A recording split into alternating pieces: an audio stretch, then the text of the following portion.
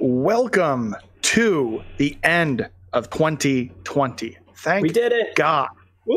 Welcome Finally, to the beginning of our Game of the Year discussion for Press YYZ, your favorite Canadian gaming podcast. You can watch the show live on twitch.tv/Press YYZ every Wednesday night at 8 p.m. Eastern, or listen to it on your own time on any podcast service you may consume your content on, as well as on YouTube. Just go search Press YYZ, sub, bell. Really appreciate it. Hell yeah. And we appreciate any way you choose to support us, including on Twitter. Loonies or toonies to toss, that's all good. We'll be here for you no matter what. And like I said, this is it. We made it through a year. We made it through the worst year I've ever lived through, because we're all relatively young. Other than the fact that I got married, as I get stink eye from my wife over there. We're talking Game of the Year 2020. We're going to start with some of our honorable mentions and then get into the list. We're going to segment this out into a couple of episodes to give us enough content to get us to the new year. And we'll see how far we can get in this first hour. We've each compiled a top 5 list that we're going to then put together. And based on where we put things in our top 5, those will all add up with weird math thingies. And then we will have our Press YYZ Game of the Year. But first off, I just want to say, how's everyone doing? How was 2020? Is everyone ready for this year to be over? Yes. Yes. Yes. Yes. We do know that 2021 is not going to be any better for the first little while, right? Unfortunately not. Yeah. Yeah, unfortunately. My parents are going to get vaccinated real early, though, so I feel good for them. Oh, good. Are they are vulnerable, or? I mean, no, just like because they're substantially older than me, mathematically, they're going to get the VIP treatment. Well, we can talk about COVID vaccine VIPs at a later date, because we got to get right into this Game of the Year content. So like I said, off the top, we've all made top 5 lists, but we've thrown some honorable mentions into the mix. I just want to make sure that we all kind of get to talk about everything that we've really enjoyed about 2020 when it comes to games. I don't know how you guys want to do this. You want to go game by game, like each of us do one at a time, or you want one person to just do all of theirs all at once? Well, I think that's a little awkward considering some of us have more than others in the honorable mentions. So maybe we go one person at a time. And if it appears on multiple people's lists, then we've talked about it. Okay, so you want me to just throw them all in there for now, or we want to go one by one? Let's throw them all in? Yeah. Okay, let me start throwing those in. In the meantime, AJ, why don't you talk to us about the first game you've got in your best of the rest for 2020? Yeah, so the beginning of the year started out with a bit of a surprise, and it's, I think, one of the first games that a few of us actually played together after the creation of this podcast, and that's Call of Duty Warzone. For about for a month and a bit there, I guess, I was playing a good portion of that and really enjoying it, to the point where I used a gift card that I got at my birthday to purchase the battle pass, and that's not something I've done for a while. It's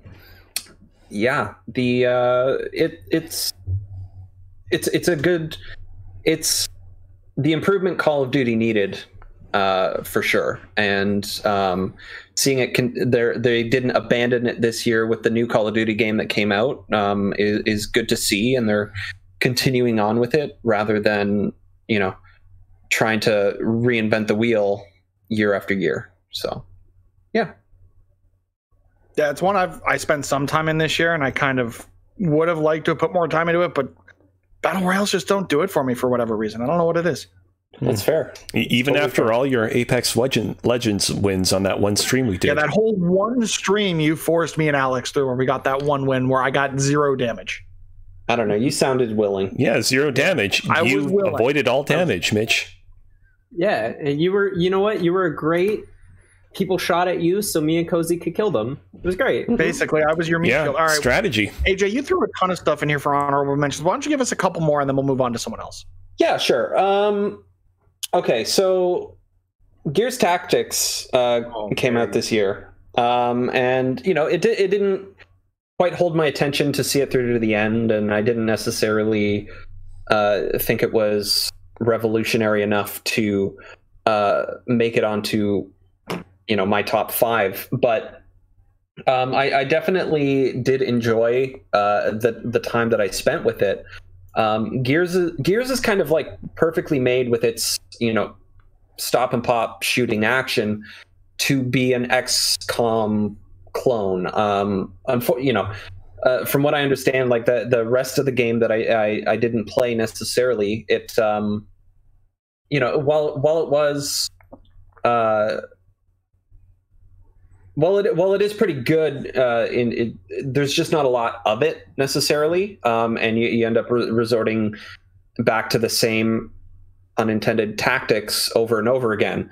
There wasn't a lot of depth, and there wasn't even that much girth to it necessarily. So while we're never letting that joke die, are we? Nope. The girth is forever. Yeah. Great. Yeah. We're gonna have t-shirts that say girthy one day, just like as an FYI. Yeah. Anyway, yeah, Gears Tactics is a lot of fun. It's just it just didn't quite revolutionize the tactical nature of it. But it also didn't need to, because it's Yeah. like for a strategy game on Game Pass, it's pretty good. So like I think that's all it needed to be, was pretty good, and I think it accomplished that well. And it still was like, for people who are a big fan of the Gears franchise and like likes the lore of it, if you're weird like me, there's a lot of like really cool things that you're like, oh, that's going to connect to that, and that's how it happens in Gears 5. It's like, okay, this is cool, and it's kind of fan servicey, but still like a really cool, interesting, different style of Gears game. And I thoroughly enjoyed it. It's not on my honorable mention, but honestly, thinking about it, it probably should be, because it was a really good game. Yeah, it was better than anybody anticipated. That's for sure. Yeah, absolutely. It'll be interesting to see what happens when it comes to the Series X next year. Yeah. Mm-hmm. Yeah. Well, it's already Alex, is it on Series X already? It is. Yeah. Oh, okay. Well, it was one screw me then, I guess. Yep. Oh, okay. Well, I wasn't paying attention. Speaking of your list, Alex, why don't you give us one of your honorable mentions? All right. I feel like all my honorable mentions are going to be slightly controversial on people being like, those are way too low. I'll go with the first one on my list. Spider-Man Miles Morales. Oh shit, got him. It made the list, at least. It's a wonderful game. It is a great expansion on the Insomniac Spider-Man world that they set up back in 2018. Miles is a great character, and it's more Spider-Man. That's all it is, though. Like, the games that are on my list are so Spider-Man. Like, I feel like are some of my favorite games ever now, and have done things that are like I've never experienced in a game, where this does feel like more Spider-Man. And also it feels like almost an extension of Into the Spider-Verse, which none of those are bad things, let me tell you. I think it's really good, but that Spider-Verse skin is so good. It is. It's awesome. And playing, like, having the 12 FPS on it, so you animate, you move like Miles did in the movie, is wonderful. And like, the game did make me cry at one point. Like, it is still a wonderful experience, and it's probably one of the best launch titles ever, I think. I just think that some of the other games that had come out this year really did something special for me, but that doesn't take away the fact that I really enjoyed Miles. I just realized we got into this so quickly. I forgot to introduce everybody. I mean, do you really need to? You should know who we are, but I feel like I'm your host, Mitch. Sorry, go ahead, Gozy. I was going to say, if you're watching this episode by now, I feel like you know who each of us are. Like, if you're here, you're part of the club. You're part of the Press YYZ club. This is a perfect introduction to who we are and our tastes by us going through our honorable mention list. So you know what? If you're it's working out. Yeah. Remind me when we do part 2 that I forgot that in part 1. Okay. Will do. Okay. Cozy, can you give me a game from your best of the rest of us? Yeah, sure. I'll go in chronological order of the order in which like my games came out. So the first honorable mention that I had for 2020 was Half-Life 2 episodes 1 and 2. I've talked about this many times on the podcast about how I had this grand aspiration to play through an entire video game series I'd never played through before every single month of the year.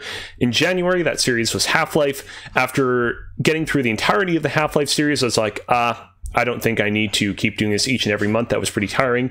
But I can't say that I didn't enjoy the Half-Life series during that period of time, and I can say that I especially enjoyed episodes 1 and 2. I feel like those two episodic expansions of the base Half-Life 2 experience really expanded upon everything that made the original Half-Life 2 great.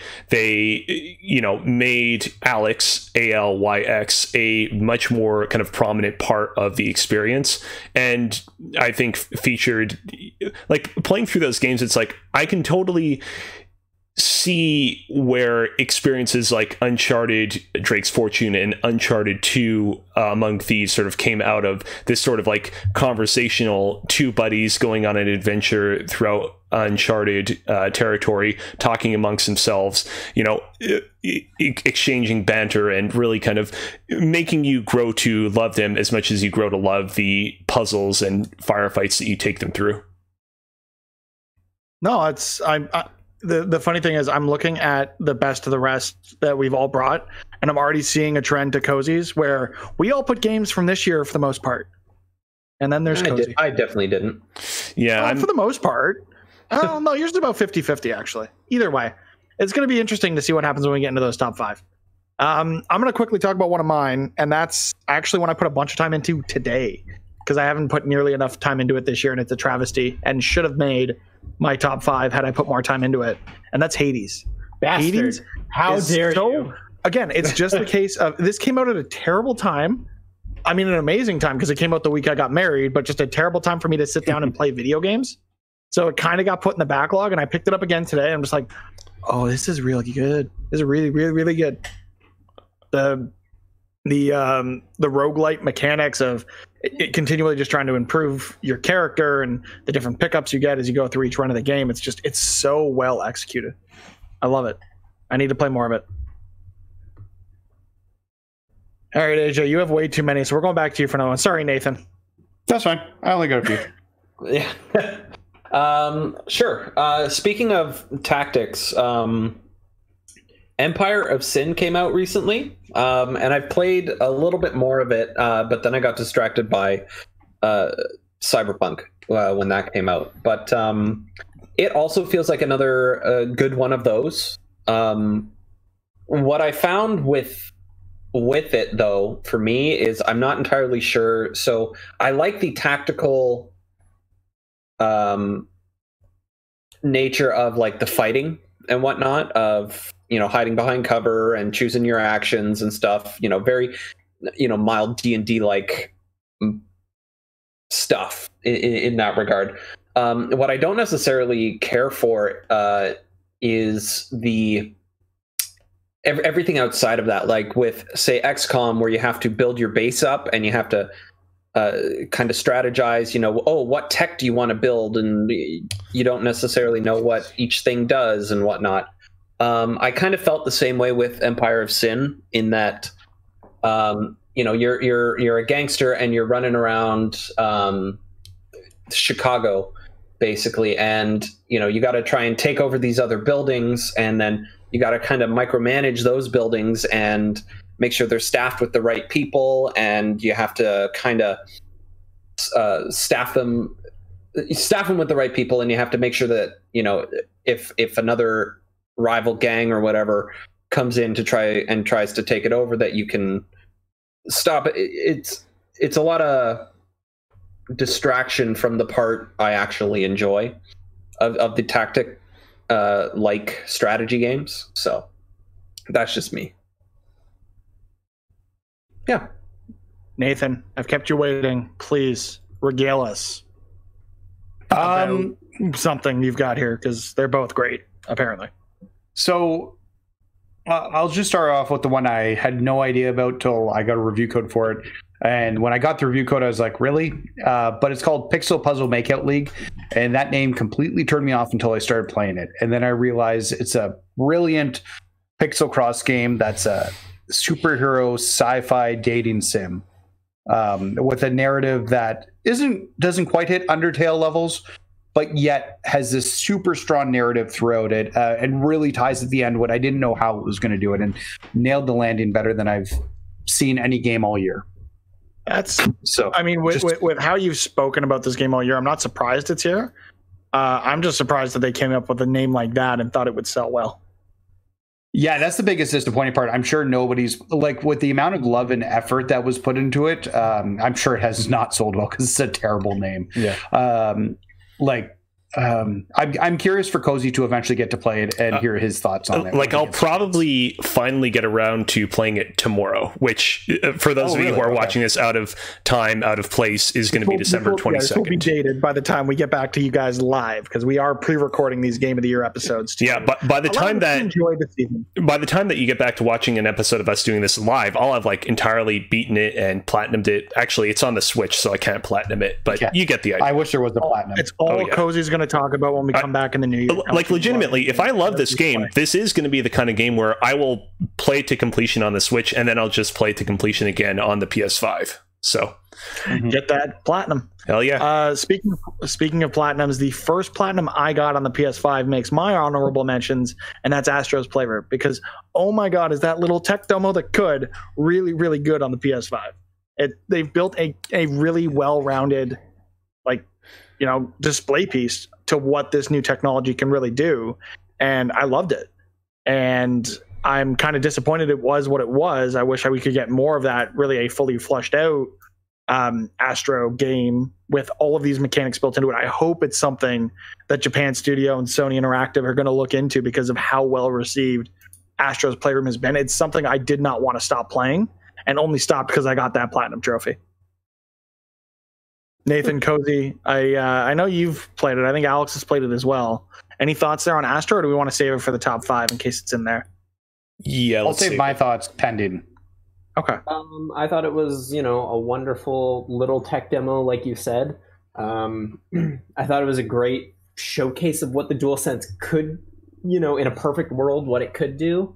And I just wish it was kind of a full game, because it really left me wanting more, because it was like one of the most immersive experiences I had, just like with the controller alone. I really hope that ends up being the case, because if, like I said while you had your headphones off, with how well received this game was, there's no reason that it shouldn't be on it, at least on Sony Interactive's radar, to go and make a fully fledged Astro platformer. That is not just VR, because I know Astrobot Rescue Mission is one of my favorite VR titles ever.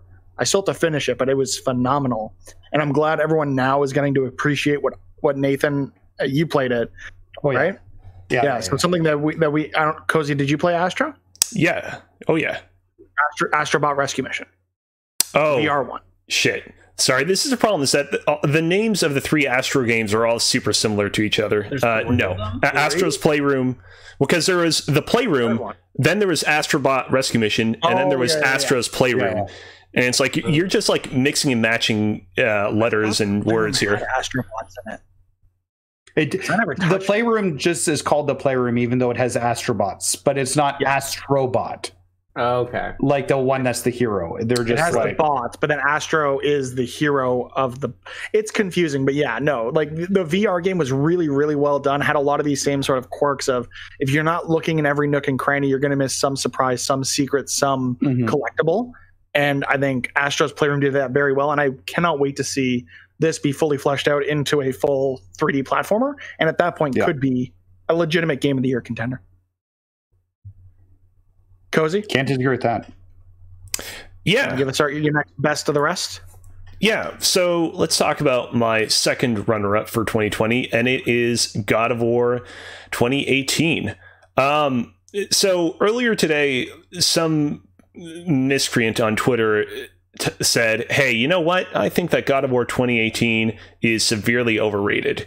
And I don't agree with that take, but I did respond by saying, I think that God of War 2018 is a good game, but I think that in time, depending on the passage of events, we could come to regard God of War 2018 in the same way that we regard God of War 2005, in the sense that we all agree it's nothing less than great, but there are aspects about its experience that were not executed as well over the course of it as they could have been, that were just executed way better in sequels.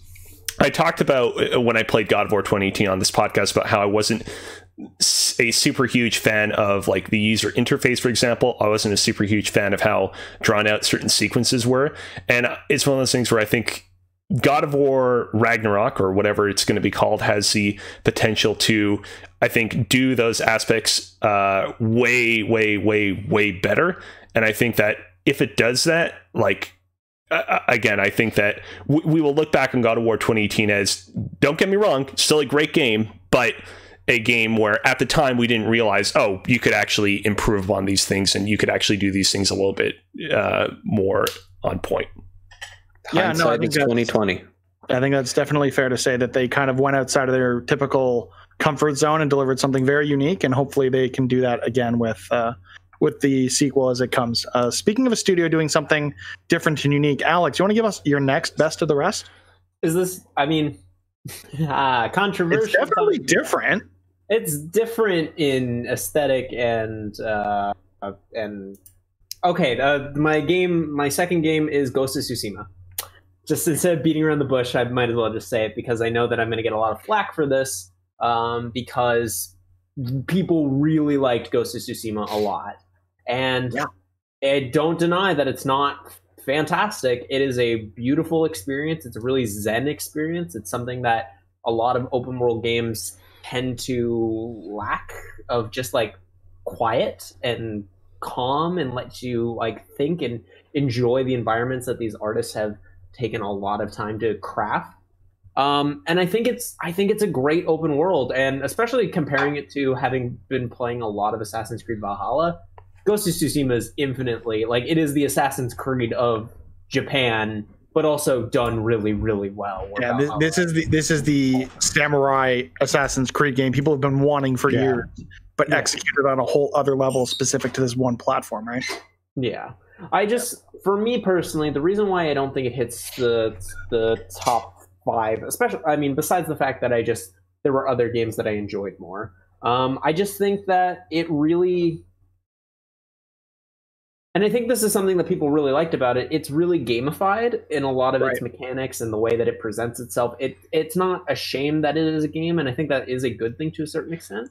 But also I think it kind of, at points, goes a little bit too far in that direction. Like, just the amount of busy work that there is in the game sometimes was a little bit too much, to the point where, it's not a difficult platinum, but I just was like, there's too much here, and I kind of want to go play something else, because the story was so interesting. I was invested till the end, but once I got to the end, the mechanics alone weren't enough to hold me.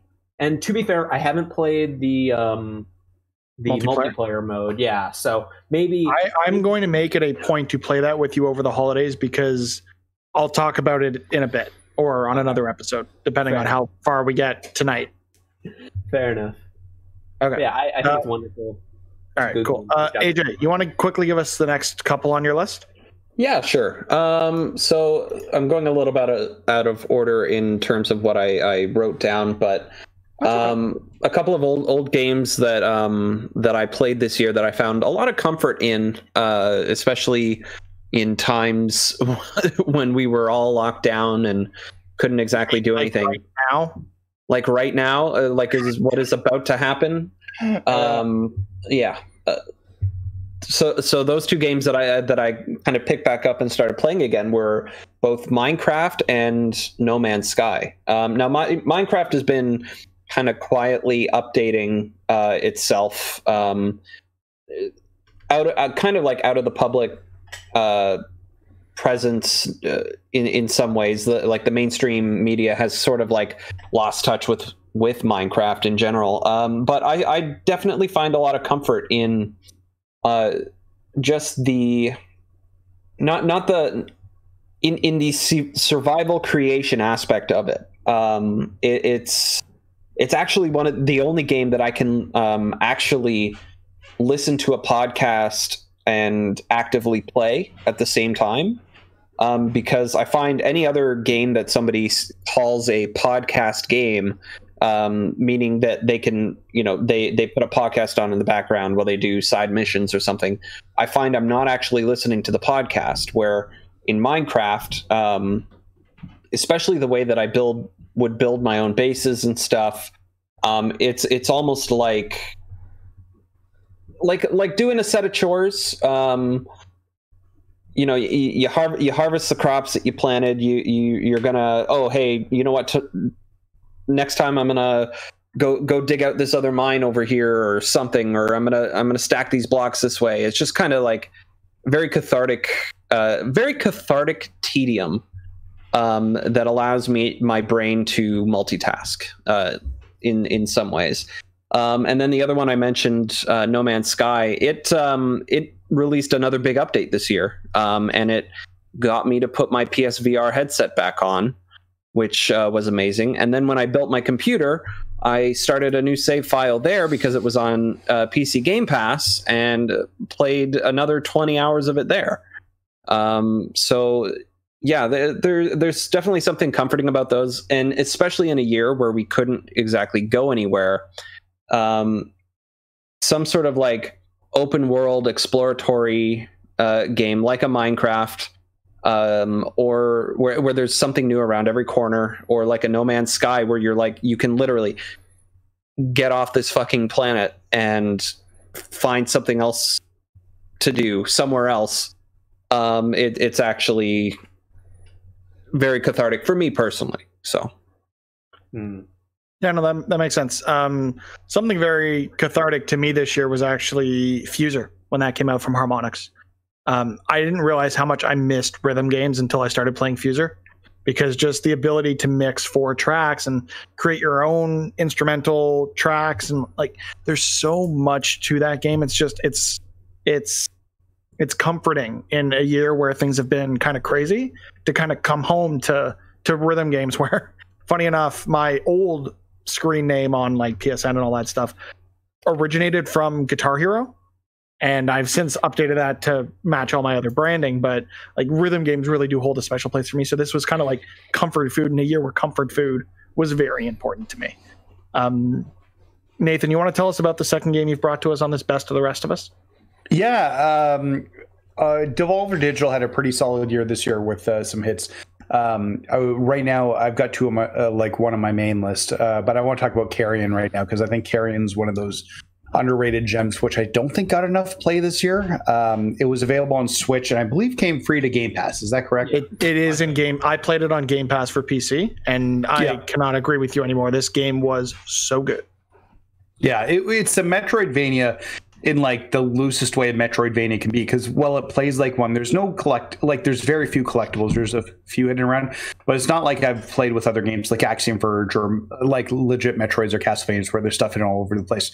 There's very little hidden, but it's just such a interesting thing where you're playing as the Blob in a horror movie and literally slopping around a screen, eating and attacking people, and making yourself bigger and getting upgrades to like increase your mass, and you get more skills and become deadlier as you go through this facility that held you.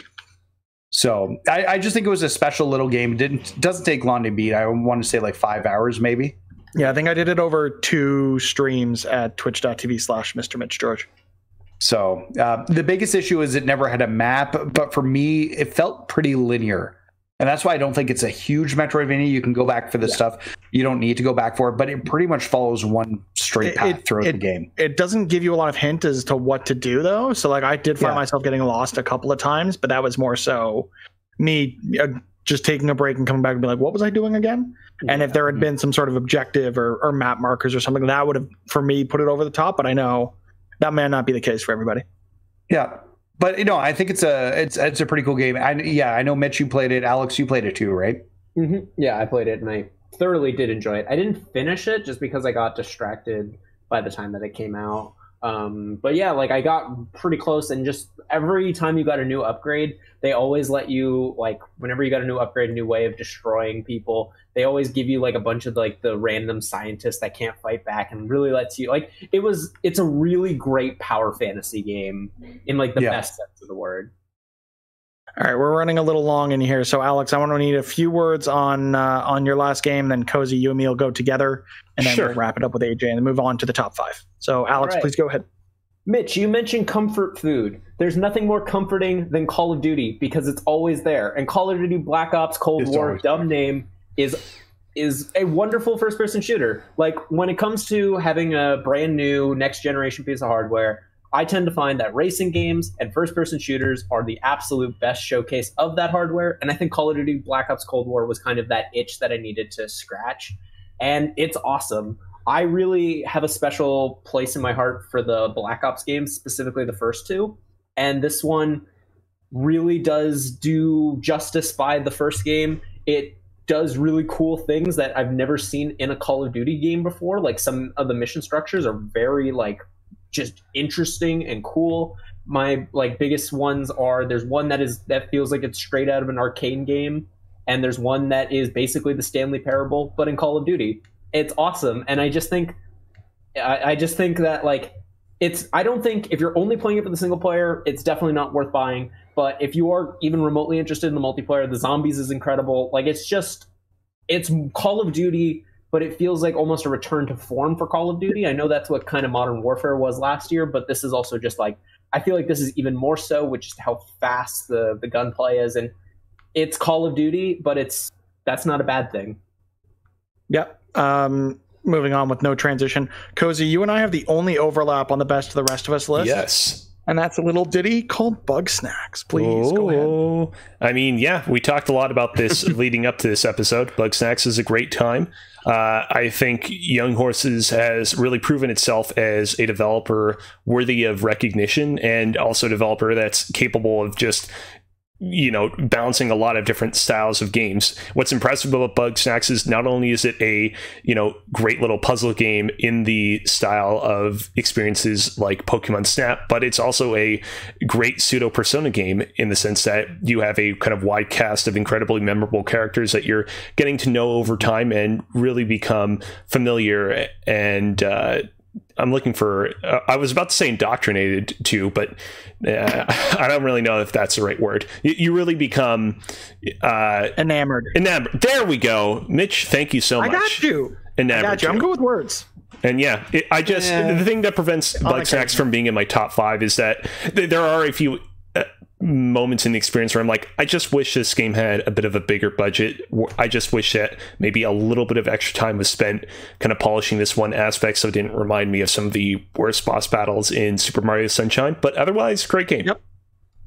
Yeah, I echo everything you said and cannot wait to see what Young Horses does next or does with this franchise, because Octodad 2. I fully loved what I got out of Bugsnax.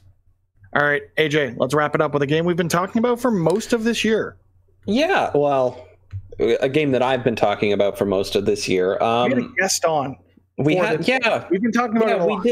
We did. Yeah.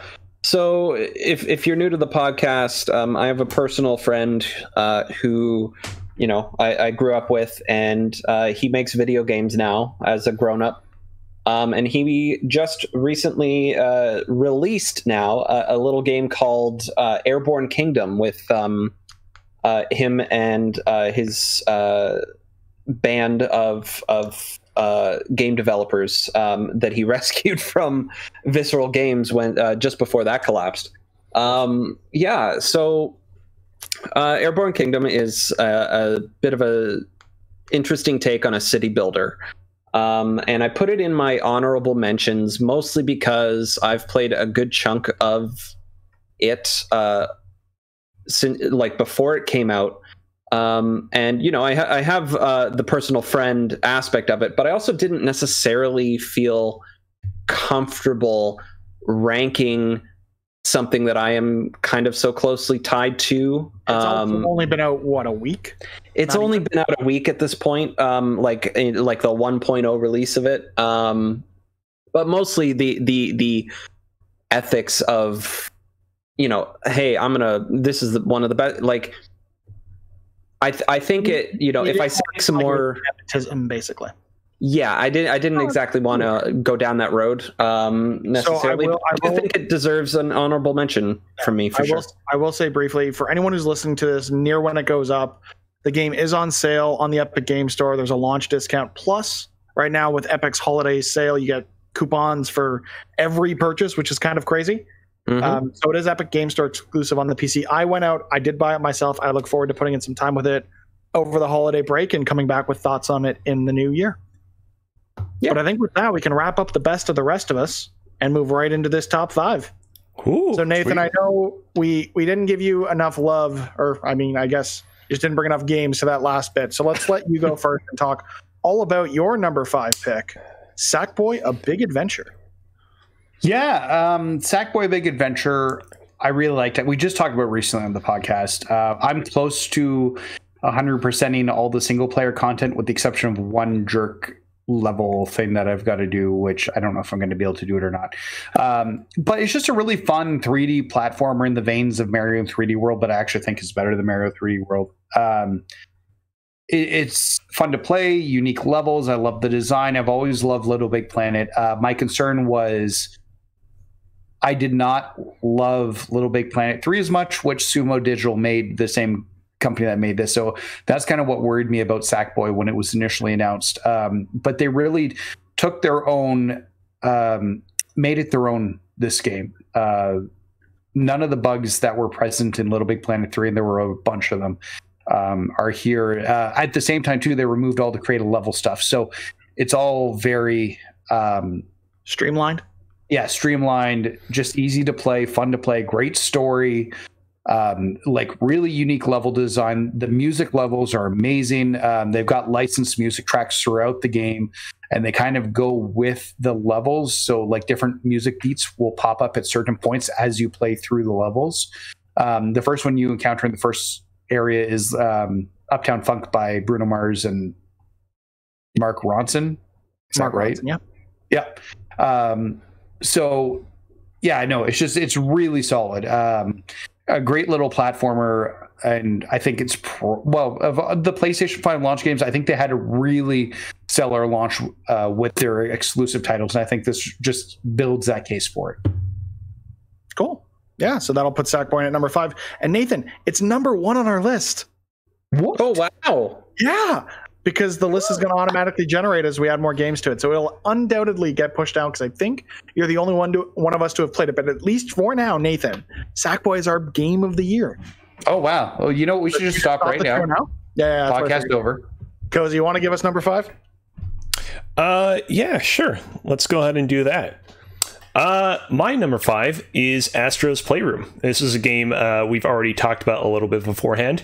I mean, to be honest, I think that a huge component in me choosing Astro's Playroom as one of my top 5 games was its length. I've gone on a couple of tirades this year about how I was disappointed by the overly long nature of some of the games that we played in 2020, and as a result, how you felt about the end of The Last of Us Part 2. We didn't need to say its name. I'm sure it's going to come up. Don't worry. And so, yeah, in that regards, I really loved just how kind of in and out Astro's Playroom was. You know, it didn't linger any longer than it needed to. It just provided a short and sweet, incredibly polished platforming experience that I had a great amount of fun playing through, and I hope that they just re-release it at some point so I can platinum it again. Yeah, I think with as much as we've already talked about it, if they did a full-fledged sequel or full platformer to this, we're all in. They can just do like Astro's Playroom Game of the Year edition. Make it like that Witcher edition that had its own separate trophy list. All right, speaking of trophy lists, Alex, you want to bring in your number 5? Ooh, so you said it. My number 5 is The Last of Us Part 2. Well, here we go. Disgusting. So The Last of Us Part 2 is, it is not a masterpiece. It's I think, to quote Mr. TJ Private Jeebus, it's a flawed masterpiece. I think it is the technical achievement that game is incredible. like no denying it. And the storytelling risk, the performance, especially by Laura Bailey, is incredible. There's so much good, but I love the game. I do. I platinumed it in the first like 3 days of owning it. I made a documentary about one of the people who worked on it.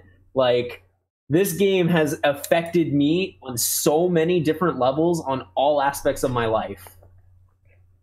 But I also think it is I also firmly believe that it didn't need to exist. I think the first game story wrapped up in such an such a wonderful way that I don't think that, even though I love the story that they did tell, I don't think it was necessary. And that's why it is as low on the list as it is. But I still think it's such an achievement of a piece of art.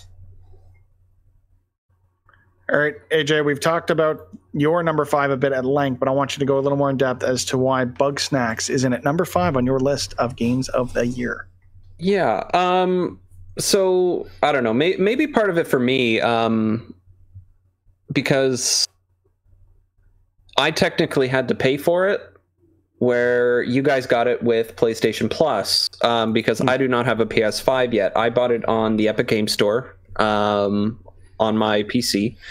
It runs beautifully. I think there's something subconscious in the back of my head felt obligated. Like, no, you know what? No, I spent money on this because I wanted to, and I want to justify it in some way, shape, or form. I kind of echo everything you guys said about it. I think the thing that I appreciate about it the most is it's, my girlfriend has listened to almost every single one of our podcasts here, and it's continuously like the one game that she would bring up to me this year. And I think it's something that we both got a kick out of, spending the time together that we get to this year. And it's a good way to distract yourself this year of all years. Just let go, catch some bungers, and have a good time. I'm going to quickly transition into my number 5 game of the year, and it is sort of in the same vein of yours, of the pick up and play, quick, like having a quick something to just quickly get into and not feel overly encumbered by having to spend a lot of time in. And that's actually Clubhouse games on the Switch. What? I didn't talk about this one too much this year, but I have put probably, if I had my Switch, honey, can you pass me my Switch, please? Can you quickly just, please, maybe? Don't you have the app connected to your phone with the time spent, or the? Does that show you the time spent? Yeah. Oh, I think the app on your phone does. That's okay. I have spent a lot. Only if you have parental controls on. Yeah, I set those on. I don't have any kids. I've spent a lot of time in Clubhouse games this year. I've spent. We'll get into it in a second. I have spent almost 60 hours in this game. Goodness. Since it came out, and it's just because it is the pick up and play. I want to play some card games, or I want to play some Chinese checkers, or I want to play whatever the case might be, war slot cars. It's these little bite-sized experiences that it's great to just, I've got 5 minutes between meetings and I can play a game of President, and it's great, and I love it. And for that reason, it's in at number 5 on my game of the year list. Nathan, you want to hit us with number 4? Number time. Yeah, I think we got enough time to do number 4 before we wrap up this episode. Hell yeah. So number 4, Tony Hawk's Pro Skater 1+2. I used to play Tony Hawk when I was, I don't want to say teenager because it wasn't when I was a teenager, when I was a young adult in my early 20s, considerably. I got really good at it, especially by the time Underground came around. Unfortunately, they dropped the ball after Underground in terms of Activision, and really stopped putting out quality Tony Hawk games, so I stopped playing. I tried I think it was Tony Hawk HD, which came out, Tony Hawk Pro Skater HD for the PS3, and it was a terrible mess. And they released Tony Hawk 5, which was more of a terrible mess. So I was like, the series is dead, and it's never coming back. And then Activision out of nowhere this year was like, we're bringing Tony Hawk back. But actually, for real. Yeah, for real. That It's being done by actually will be good Vicarious. this time, we promise. Well, and what gave me hope was it was being done by Vicarious Visions. They did the Crash remakes, right? Yes. Because So Toys for Bob did the Spyro, and then Yeah. did Crash. It's About Time. Yeah, so I actually don't think the Crash games are good at all, but they did the best remake of bad games that they could. So I was very comfortable with them doing Tony Hawk. And they nailed it out of the park. Like, they knocked it out of the park. It's a great experience from beginning to end. The skaters have aged up, so they've got all the original skaters back, but they're their current age in the game, as well as a ton of new skaters. It's got great customization to it. The courses from both Tony Hawk 1 and 2 are like beautifully realized. The street art in Venice, the graffiti all over Venice Beach is just amazing. The way this, I can't speak highly enough of it. I put a ton of hours into it this game. I'm close to the platinum. There's a few challenges which I just don't think I'm going to be able to do because they are stupid, the gaps that you have to hit in order to do it. I was really on track for it, but I've just been held back by that. I still might try and do it. But yeah, no, it's just a wonderful game. Everybody should play it. Is anyone other than me already looking at their top 5 list saying, oh God, I forgot this thing and it should totally be here? I mean, I'm still kind of jumbling things in my head, but like I'm committed to my number 5 at this point. I might. same here. Actually, when we come back around to me, I'm making a change to my number 5. I'm sorry, Oh, Clubhouse Game's going to get kicked to honorable mentions. oh, And I have a damn. change to make. But we'll keep going. Or, shit. you want me to just do it now? I can do it now. Okay. Yeah, let's do it now. Don't leave us hanging. Come on. Okay, Do a lot. so Clubhouse Games, I loved Clubhouse Games. It, like I said, I put almost 60 hours into it this year. It's a phenomenal game if you're just looking for small, bite-sized pick up and play experiences. My number 5 is actually, I'm with Alex, and it's going to be The Last of Us Part 2. For many of the same reasons, but ultimately the other game, I love this game. I think it is a masterpiece, regardless of the issues people have with it. Just these other games on this list this year were much more indicative of how I felt about 2020. So my number 4 is actually going to be a little game that we all, for the most part, just fell in love with, even though it didn't come out this year. And that's Among Us. I still haven't played it. You need to play this game. I swear to God, we are playing it over the holidays. I promise you It's this. on Game Pass. My wife doesn't play video games, and this past weekend she started playing Among Us with us. It came out on the Switch. It's on the iPad. It's everywhere. free on Game Everyone's Pass. playing this damn game. There's And literally it's no excuse anymore. it has taken over the internet. It has taken over families and friends and gatherings. In a year like 2020, where we're all having to keep apart, a game like Among Us or other multiplayer games that I'm sure are going to come up on this list, looking at Nathan, have really done a good job of bringing people together this year. And that's why, looking at my list, I'm like, there's not enough multiplayer here, because I'm not a multiplayer guy. I've never been a multiplayer gamer. But for whatever reason, games like Among Us, like Fall Guys, even to an extent like some of these other battle royales, have gotten me, or actually Ghost of Tsushima's multiplayer, PGA Tour 2K21, for God's sake. Like, there's been a lot of games I've gotten into because I've had friends to play with, and they've made my year better in a year that has been hard to stomach because of how shitty the world has been. And Among Us, for me, is the best multiplayer game I've played this year. And that's why I needed Among Us to be on my top 5. Cozy, you want to give us your number 4? Sure. I do want to mention, I almost considered putting Among Us in my best of the rest for this year as well. In my case, though, I decided I just didn't feel comfortable doing so because, admittedly, I've not played that much Among Us in 2020. But I really am hoping play to more over the holidays. I swear. Of course, we're going to play more over the holidays, and of course, I'm going to play plenty more in 2021. Let's get to my 4th, however. My 4th for the year of 2021 is 2020 from 2020. The numbers are hard. Is. I also want. By the way, Mitch, I need you to actually unveil what the game is, because I actually don't remember. I know what 5 games I selected, but I don't remember what order they were in. So okay, it's Star Wars Jedi Fallen Order, for those who can't see the because we're currently relying on this document where Mitch is like revealing the games in the order in which we talk about them. But I need a little bit of extra also known as copying and pasting into an Excel spreadsheet. Come on, Mitch. It's the magic of streaming. You don't want to pull back the curtain. All right. Go ahead, Cozy. Tell us about Star Wars Jedi Fallen Order came out in 2019. It's not technically a 2020 game, but it is a game that I played predominantly in 2020. And, you know, we talked about this a little bit on the Cyberpunk 2077 episode. It's kind of good that I played it at the time that I played it, because when it came out, one of the big criticisms of it is that it was pretty buggy and in some cases real disappointing for some people. And when I picked it up in March, it was, for the most part, relatively bug-free. I still did encounter some weird graphical and gameplay oddities when I played it, but it felt, for the most part, like a very different experience from the experience that some of its more dour detractors described it as being back when it came out in 2019. Yeah, I mean, this game is a fantastic Star Wars pre-Episode 4 story that features some great like gameplay moments that are super evocative of Metroid Prime, which is always a plus in my book. And I am really looking forward to where Respawn Entertainment takes the story of Cal Kestis next.